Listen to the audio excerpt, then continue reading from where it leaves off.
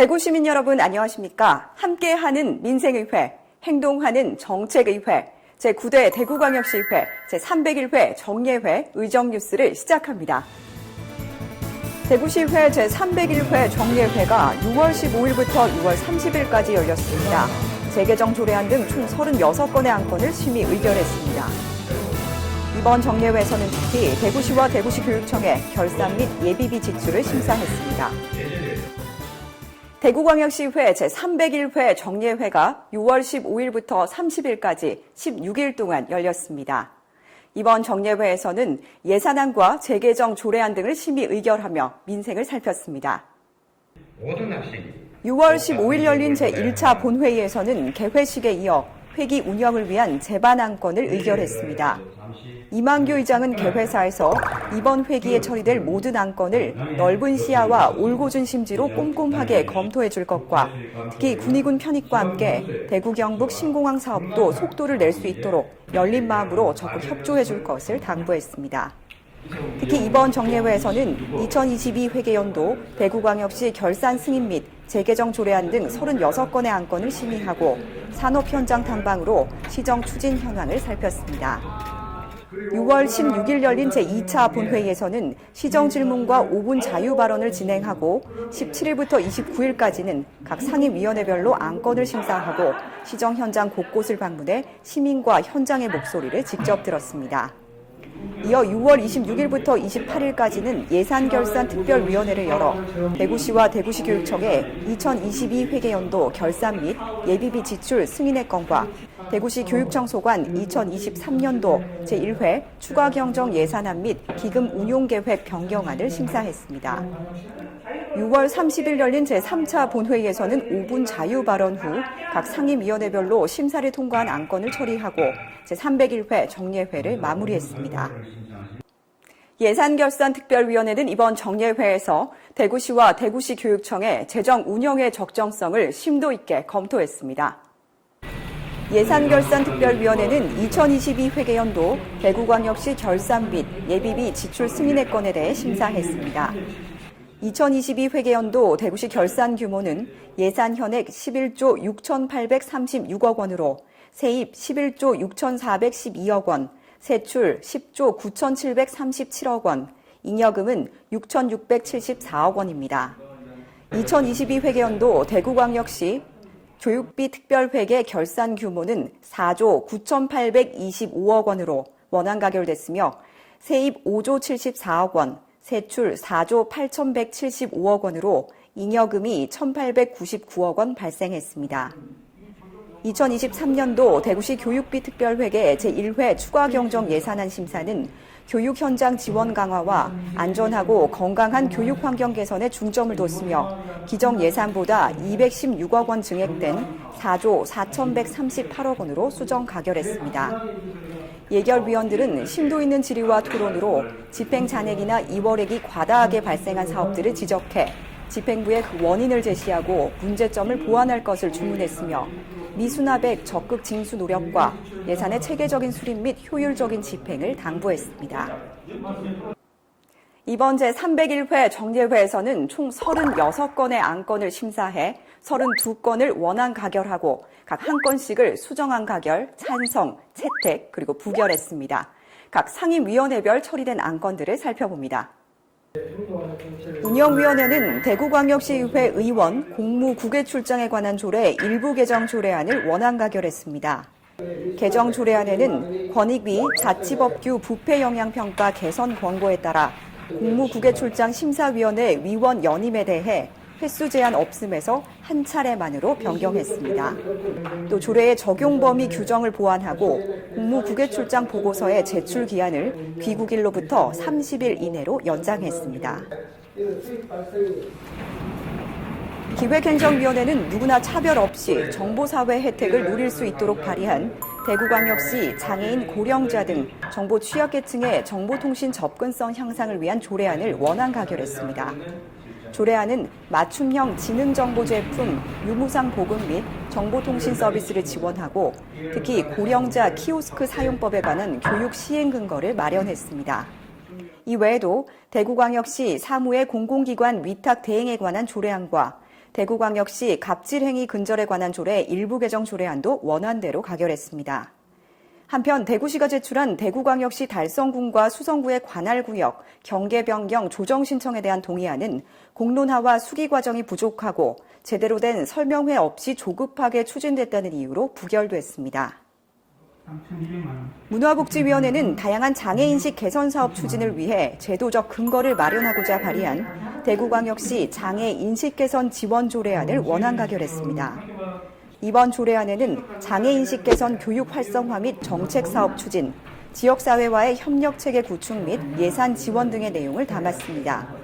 이 밖에 대구광역시 참전 유공자 예우 및 지원에 관한 조례 일부 개정 조례안, 대구광역시 어린이회관 운영 조례 일부 개정 조례안, 대구광역시 문화예술진흥 조례 일부 개정 조례안 등을 원안대로 가결했습니다.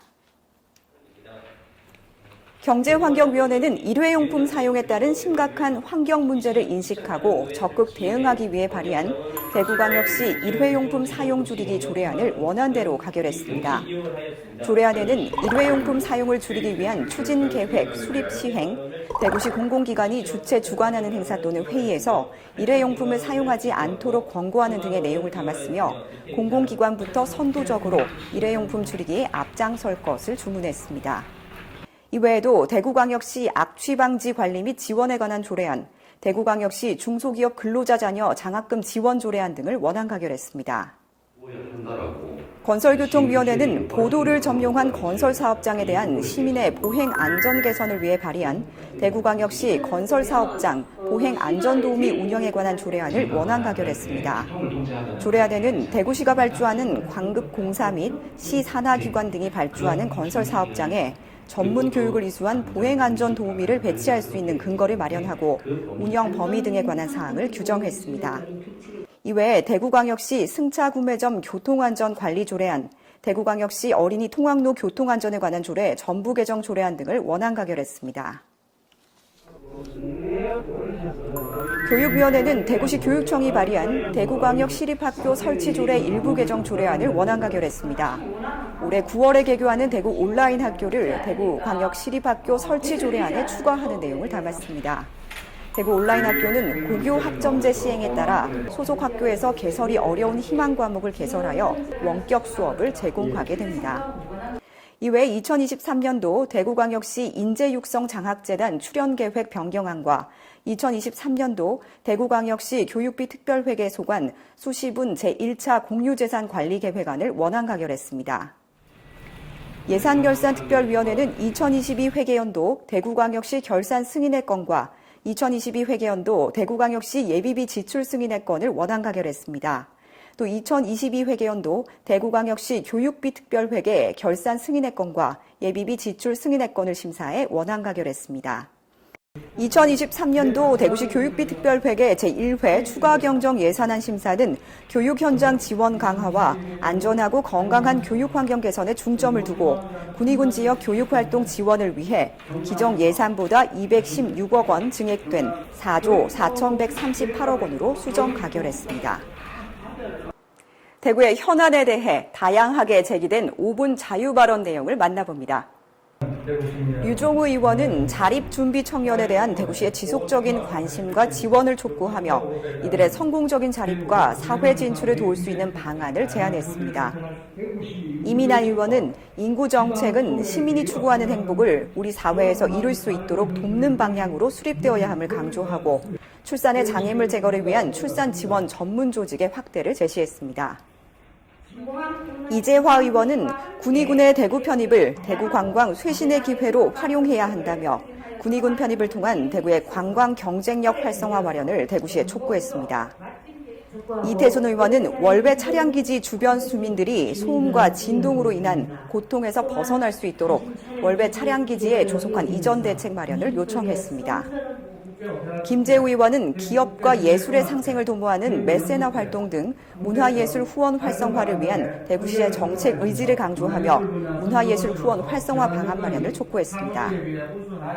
김태우 의원은 경제적 부담으로 아이 낳기를 포기하는 일은 없어야 한다고 주장하며 대구시의 난임 부부를 위한 다양한 지원책 마련과 예산 확대를 촉구했습니다. 육정미 의원은 대구시 교육청을 상대로 서촌초등학교 통폐합 추진 과정의 문제점을 지적하고 획일적인 작은 학교 통폐합 정책을 폐기할 것을 촉구했습니다.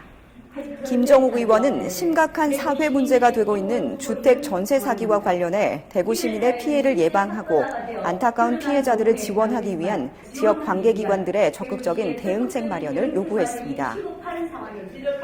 박종필 의원은 청소년들의 일상 속에 파고든 마약 실태를 지적하고 실효성 있는 예방교육이 조속히 실시돼야 함을 촉구했습니다.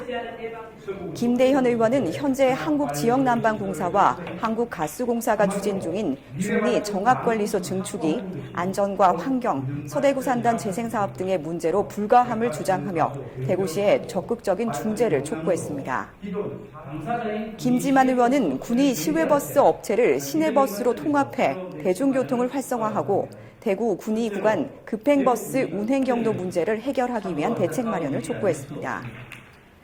황순자 의원은 국가유공자의 보훈수당이 제각각임을 지적하며 국가유공자와 유족에 대한 대구시의 차별 없는 대책 마련과 함께 서로 다른 보훈수당의 기준을 개선해야 한다고 주장했습니다. 이영애 의원은 잠재력이 풍부한 대구의 석유산업이 제2의 도약을 위해서는 민선 8기 시정의 절대적 지원이 필요할 때임을 강조하고 이를 위해 대구시가 힘을 모아야 한다고 주장했습니다. 다음은 이번 정례회에서 나온 시정 질문 내용을 소개합니다. 윤건근 의원은 대구시의 태양광 프로젝트와 대구시 축산물 도매시장의 문제점을 지적했습니다. 이에 대해 민선 8기의 거창한 선점보다는 실질적인 성과를 강조하며 충분한 의견 수렴과 대안 검토가 필요하다고 주장했습니다. 육정미 의원은 대구시가 시장 독과점을 방지하겠다고 시작한 대구로 사업의 혜택이 특정 업체에 쏠리고 있다고 비판하며 사업 지속성 확보를 위해 사업 수행업체에 대한 견제책 마련과 장기 사업 계획을 수립할 것을 요구했습니다.